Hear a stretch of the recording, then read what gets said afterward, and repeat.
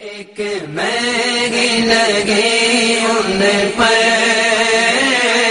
قربان الرجیم بسم اللہ الرحمن الرحیم الأخلاء يومئذ بعضهم لبعض عدو إلا المتقين آمنت بالله صدق الله العظیم یا خدا بہر جناب مصطفیٰ امداد کن، یا رسول اللہ از بہر خدا امداد کن، یا شہید کربلا یا دافع کرب و بلا، گل رخا شہزادہ گلگوں قبا امداد کن، قادری گم نارئے یا غوث اعظم می زنم، قادری گم نارے یا غوث اعظم می زنم، دم ز شیخ احمد رضا خان قطب عالم می زنم۔ منبر نور پر جلوہ بار معزز و موقر علماء ذوی الاحترام، سامعین بزم، السلام علیکم ورحمۃ اللہ وبرکاتہ۔ وعلیکم السلام ورحمۃ اللہ وبرکاتہ۔ خیریت سے ہیں آپ حضرات؟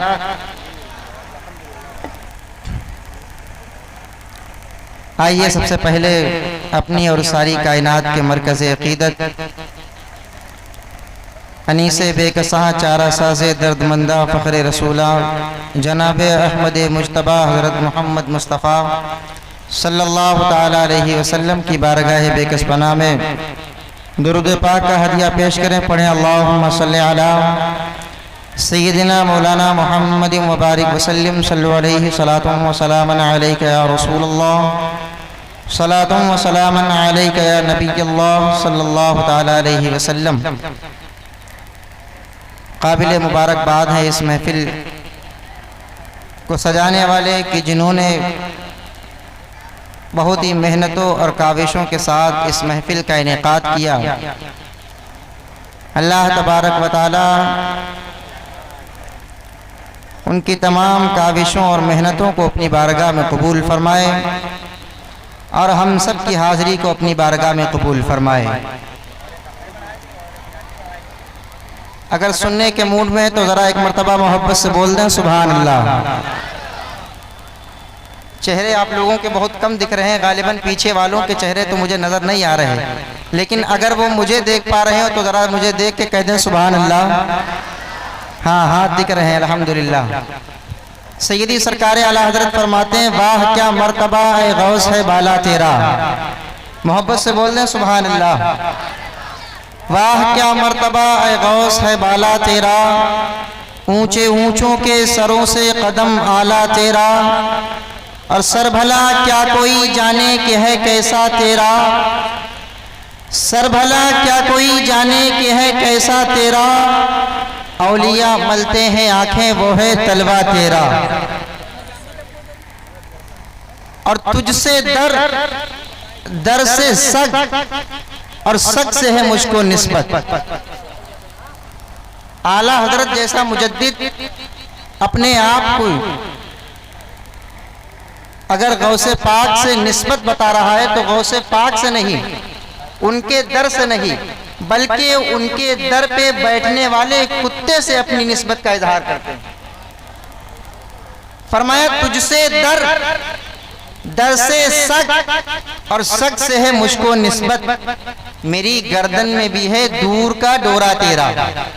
اور پھر اس کتے کی شان بیان کرتے ہیں، اس کتے کی پہچان بیان کرتے ہیں، کہتے ہیں اس نشانی کے جو سگ ہیں نہیں مارے جاتے۔ اگر سننا چاہتے تو ذرا بول دیں سبحان اللہ۔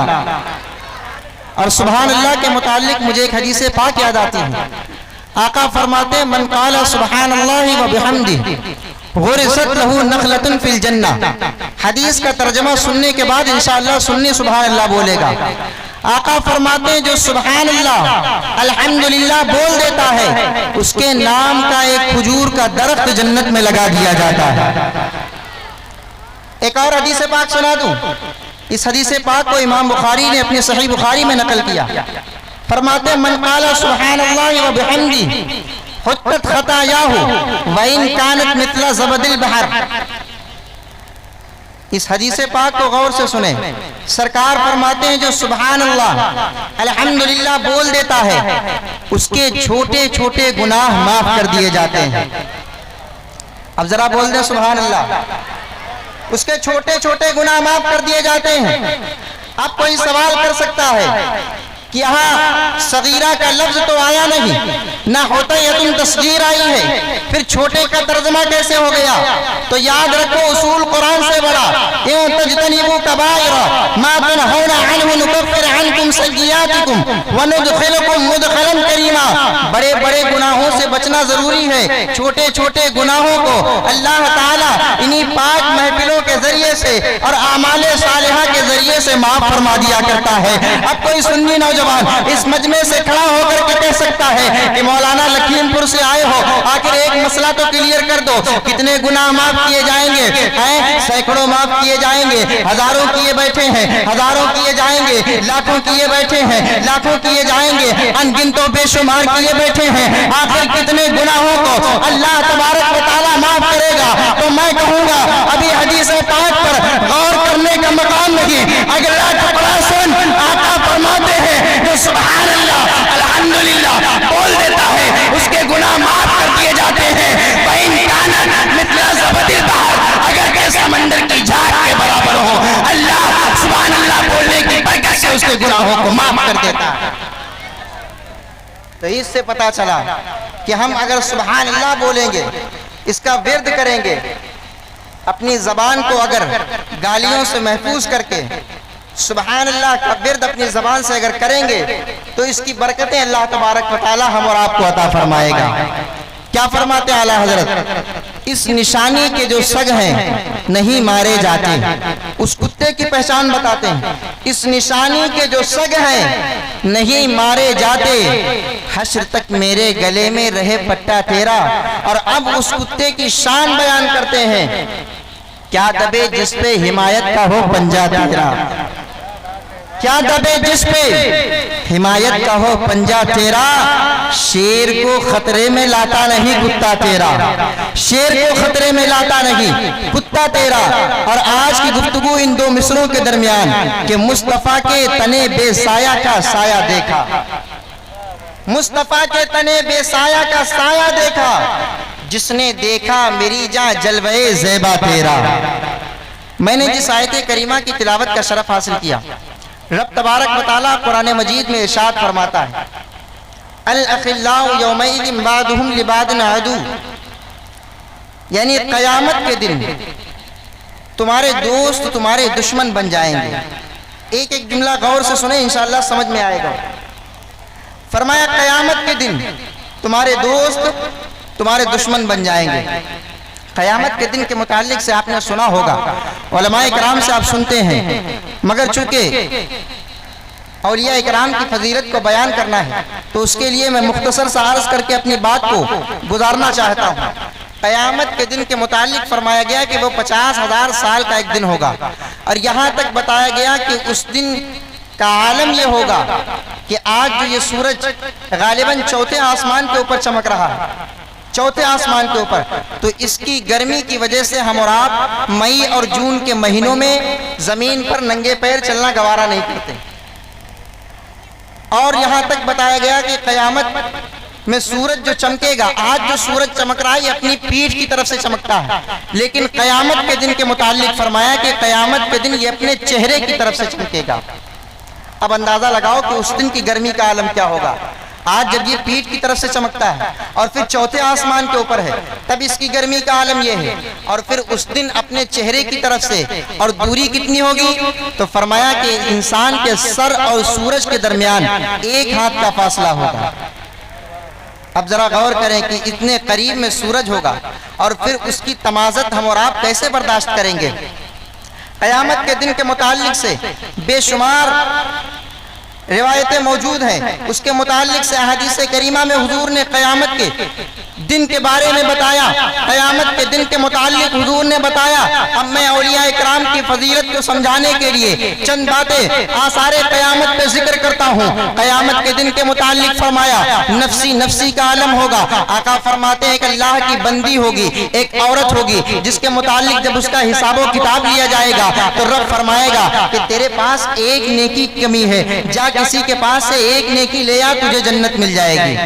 اب روایت میں لکھا ہے کہ وہ عورت دوڑ کر اپنے بیٹے کے پاس جائے گی اور جانے کے بعد وہ اپنے بیٹے سے کہے گی کہ میں تیری ماں ہوں، میں نے تجھے دودھ پلایا ہے، میں نے تجھے زمین پر چلنا سکھایا ہے، میں نے تجھے پال کر اتنا بڑا کیا، لہذا مجھے ایک نیکی کی ضرورت ہے، آج مجھے ایک نیکی دے دے۔ تو آقا فرماتے ہیں کہ وہ اس کا بیٹا ایک نیکی دینے سے انکار کر دے گا۔ قیامت کے دن ماں کو ایک بیٹا ایک نیکی دینے سے انکار کر دے گا۔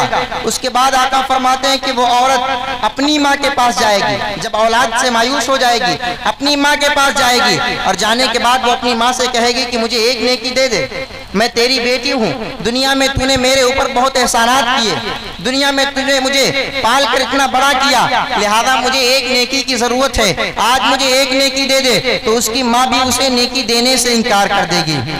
لہذا جب سارے لوگ وہاں پر انکار کر دیں گے، آقا فرماتے ہیں قیامت کے دن ہوگا نفسی نفسی کا عالم ہوگا، نہ بیٹا باپ کا ہوگا نہ باپ بیٹے کا ہوگا، کوئی کسی کا پرسان حال نہ ہوگا، کوئی کسی کا مددگار نہ ہوگا، اور حالت تو ہماری یہ ہوگی کہ ہمارے جسم کے اعضاء ہمارے خلاف گواہی دیں گے۔ رب فرماتا ہے الیوم نختم علی افواہہم وتکلمنا ایدیہم، قیامت کے دن تمہارے منہ کو بند کر دیا جائے گا، تمہارے جسم کے حصے تمہارے خلاف بولیں گے۔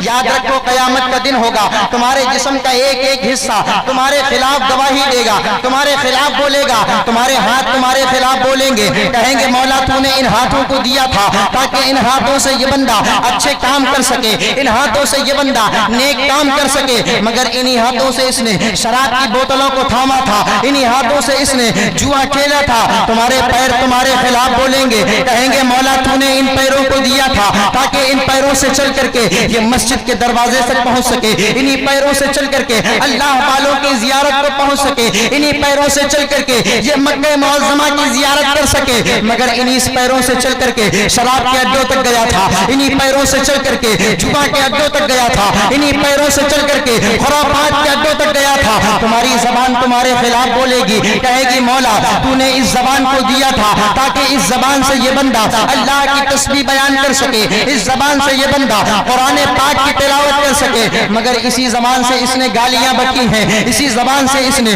لوگوں کی غیبتیں کی ہیں، اسی زبان سے اس نے لوگوں کی چغلیاں کی ہیں، لوگوں کی برائیاں کی ہیں، فحش کلامی کی ہے۔ یاد رکھو تمہارے کان تمہارے خلاف بولیں گے، کہیں گے مولا تو نے ان کانوں کو دیا تھا تاکہ ان کانوں سے یہ بندہ مسجد کی اذانوں کو سن سکے، ان کانوں سے یہ بندہ اچھی باتیں سن سکے، اچھے اقوال سن سکے، مگر انہی کانوں سے اس نے کانوں کو سنا تھا، انہی کانوں سے اس نے بری باتیں سنی تھی، انہی کانوں سے اس نے دوسروں کی برائیاں سنی تھی، انہی کانوں سے اس نے دوسروں کی غیبتیں سنی تھی۔ یاد رکھو تمہارے پیر تمہارے خلاف، تمہارے ہاتھ تمہارے خلاف، تمہاری زبان تمہارے خلاف، تمہارا منہ تمہارے خلاف، تمہارے کان تمہارے خلاف، سب کے سب تمہارے خلاف ہو جائیں گے۔ اب میں اپنے عنوان کی طرف آتا ہوں۔ رب فرماتا ہے الاخلاء یومئذ بعضهم لبعض عدو، قیامت کا وہ دن ہوگا کہ جس دن تمہارے دوست تمہارے دشمن بن جائیں گے۔ میاں کون دوست؟ ہاں وہی دوست جن دوستوں کے چکر میں تم نے نمازوں کو ترک کیا ہے، جن دوستوں کے چکر میں تم نے اللہ اور اس کے رسول کے احکامات کو ٹالا ہے، جن دوستوں کے چکر میں تم نے والدین کی نافرمانیاں کی ہیں، جن دوستوں کے چکر میں تم نے گناہ کے کام کیے ہیں۔ یاد رکھو جب سارے دوست تمہارے دشمن بن جائیں گے، رب فرماتا ہے آخر ایسے عالم میں ہمارے کام کون آئے گا؟ رب فرماتا ہے الا المتقین، متقی تمہارے کام آئیں گے۔ مولا متقی کون ہے؟ آخر متقیوں کی جماعت کیا ہے؟ تو رب فرماتا ہے ان اولیاءہ الا المتقون، اللہ کے ولی ہی تو اس کے متقی ہے۔ پتا چلا قیامت کے دن اللہ کے ولی ہماری مدد کریں گے۔ نعرہ تکبیر، ذرا محبت سے جواب دیں، نعرہ تکبیر، نعرہ رسالت، نعرہ رسالت، علماء اہل سنت، علماء اہل سنت، فیضان غوث اعظم حضرت حافظ و قاری محمد عارف صاحب قبلہ نعرہ تکبیر سبحان اللہ قیامت کے دن اللہ کے ولی ہمارے کام آئیں گے, اللہ کے ولی ہماری مدد کریں گے. اور یاد رکھو ہر ولی کا مرتبہ اپنی جگہ, ہر ولی کی شان اپنی جگہ ہے, لیکن کچھ ولی مرتبے میں اعلیٰ ہے, کچھ ولی مرتبے میں افضل ہے. کسی کو اللہ نے اعلیٰ مرتبے پر فائز کیا ہے, ہر ولی کی شان اپنی جگہ ہے. مگر سنیوں کا مزاج دیکھو, وہاں ہر ولی سے کرتے ہیں, مگر دل اگر کسی کو دیا ہے تو بغداد کا دولہا اور پاک کو دیا ہے, جس کی شان یہ ہے پاک کا مرتبہ اے غوث پالا تیرا اونچے اونچوں کے سروں سے قدم آلہ. سبحان اللہ سبحان اللہ ماشاءاللہ ماشاءاللہ واہ واہ. یہ میرے غوث پاک کی شان ہے, جن کے نام سے آج ہم نے اس محفل پاک کا انعقاد کیا ہے. اللہ تبارک و تعالیٰ نے انہیں بہت اعلیٰ مرتبے پر فائز فرمایا.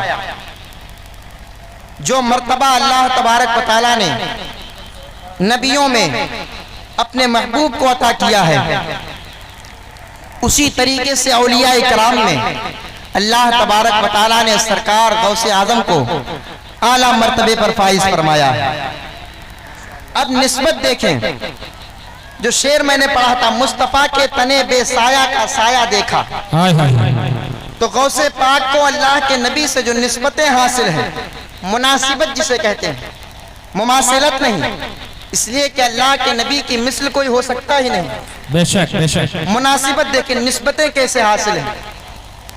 اللہ کے نبی جب دنیا میں تشریف لائے تو اس سے قبل عالم ارواح میں اللہ تبارک و تعالیٰ نے تمام انبیاء اکرام کی روح کو جمع کیا.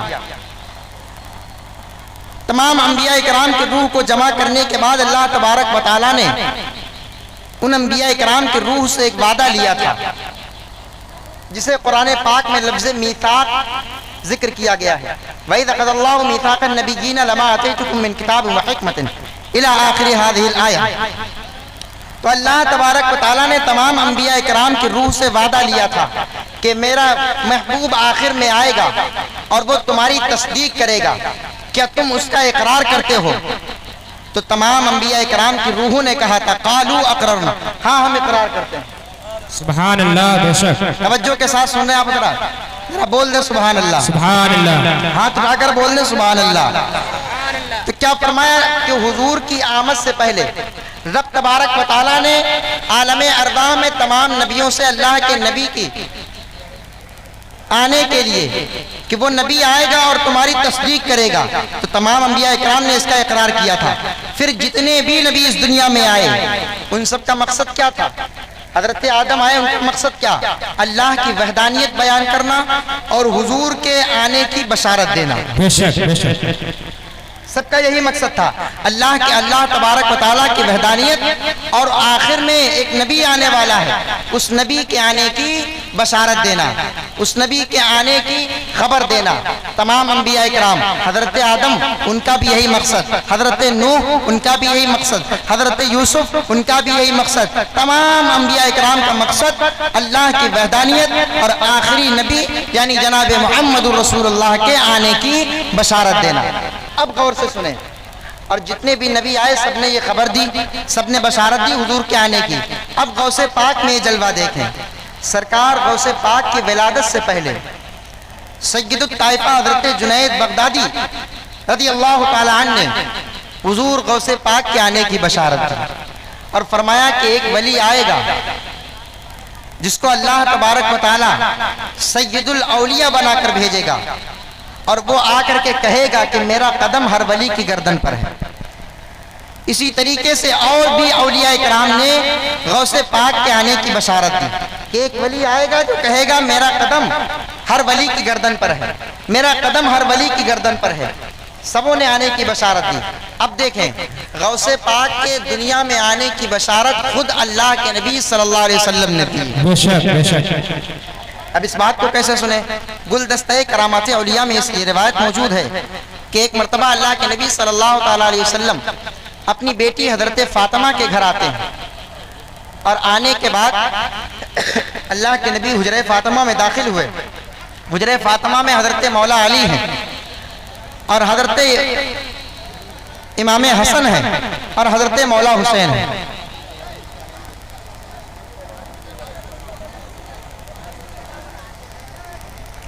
درود شریف پڑھیں، اللہم صلی علی سیدنا مولانا محمد مبارک وسلم، صلو علیہ الصلوۃ والسلام علیک یا رسول اللہ صلی اللہ علیہ وسلم۔ توجہ کے ساتھ سنیں، آپ توجہ ہے آپ کی، ذرا بول دیں سبحان اللہ، اور محبت سے بول دیں سبحان اللہ۔ بس 2-3 باتیں میں سنا کر کے رخصت ہو جاؤں گا۔ اللہ کے نبی صلی اللہ علیہ وسلم حجرہ فاطمہ میں آئے، اب وہاں پر حضرت مولا علی موجود ہیں، حضرت فاطمہ الزہرا موجود ہیں، مولا حسن بھی ہیں، آقا حسین بھی ہیں، اور حضور بھی ہیں۔ اب یہ 5 لوگ جمع ہوئے جنہیں پنجتن کہا جاتا ہے، پنجتن 5 جنہیں کہا جاتا ہے۔ حضور آئے، آنے کے بعد میرے آقا نے حضرت امام حسن کو اٹھایا، اور اٹھانے کے بعد حضرت امام حسن سے پیار کرنا شروع کیا۔ بول دیں سبحان اللہ۔ حضرت امام حسن سے پیار کرنا شروع کیا، کبھی آپ کی پیشانی کو بوسہ دیتے، کبھی آپ کے رخسار کو بوسہ دیتے، کبھی آپ کے لبوں کو چومتے ہیں۔ جب اتنا دیکھنا تھا تو حضرت امام حسین حسرت بھری نگاہوں سے دیکھتے ہیں کہ آخر نانا جان بڑے بھائی حسن سے اتنا پیار کیوں کرتے ہیں؟ بڑے بھائی حسن سے آج پیار کرنے کا مقصد کیا ہے؟ اس لیے کہ اس سے پہلے جب بھی حضور اپنی بیٹی فاطمہ کے گھر آتے تھے تو سب سے پہلے حضور کا معمول یہ تھا کہ مولا حسین کو اٹھاتے تھے، حسین سے زیادہ پیار کرتے تھے، اس لیے کہ حسین سب سے چھوٹے تھے۔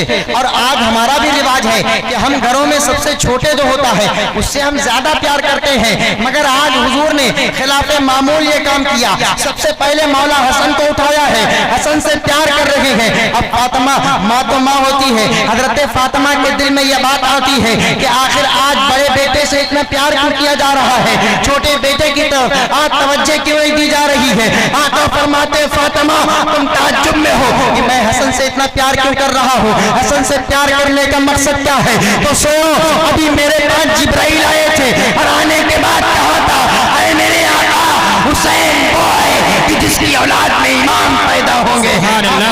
مولا حسن کی اولاد میں امام زین العابدین، امام حسین کی اولاد میں امام محمد باقر، امام حسین کی اولاد میں امام جعفر صادق، امام حسین کی اولاد میں امام موسیٰ کاظم، امام حسین کی اولاد میں جتنے بھی امام اس دنیا میں آئے سب کے سب امام حسین کی اولاد میں، مگر حسن وہ ہے جس کی اولادوں میں ایک بچہ پیدا ہوگا، اس کا نام عبدالقادر جیلانی۔ سبحان اللہ، نعرہ تکبیر، نعرہ رسالت، فیضان غوث اعظم، ماشاءاللہ ماشاءاللہ۔ تو غوث پاک کے آنے کی بشارت تو اللہ کے نبی نے دی ہے، تو اس سے پتا چلا کہ ہم اور آپ